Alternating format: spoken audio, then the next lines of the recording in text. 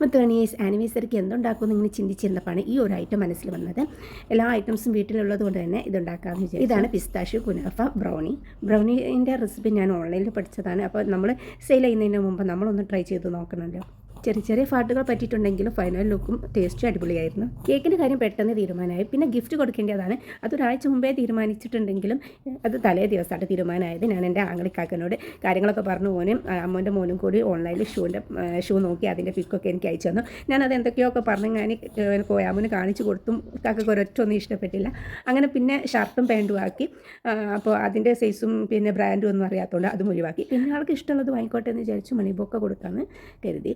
രാത്രിക്കാക്ക് ഉറങ്ങിയതിന് ശേഷം ഞാനും മോനും കൂടി ഇതെല്ലാം സെറ്റാക്കി ഒളിപ്പിച്ച് വെച്ചു. ഇപ്പോൾ ഒരുവിധം എല്ലാവരും സർപ്രൈസ് ഗിഫ്റ്റ് കൊടുക്കാറുണ്ട്. ഞാനും അത് ചെയ്ത് കൊടുക്കുന്നുണ്ട്. അതുകൊണ്ട് തന്നെ കാക്ക് ഒരു സംശയം തോന്നിയിട്ടില്ല. ഇത് കൊടുത്തപ്പോൾ വല്ല ഫ്ലവറോ ചോക്ലേറ്റോ ആണെന്ന് കാക്ക് കരുതിയത്. പൈസ കണ്ടപ്പോൾ ആൾ ഞെട്ടി. കേക്ക് കട്ടിങ്ങും ഗിഫ്റ്റും ഒക്കെ കൊടുത്ത് ഞങ്ങൾ നേരെ ബീച്ചിലോട്ട് പോയി. ബീച്ചിലെ വിശേഷങ്ങളുമായിട്ട് അടുത്ത വീഡിയോയിൽ വരാം. ബൈ.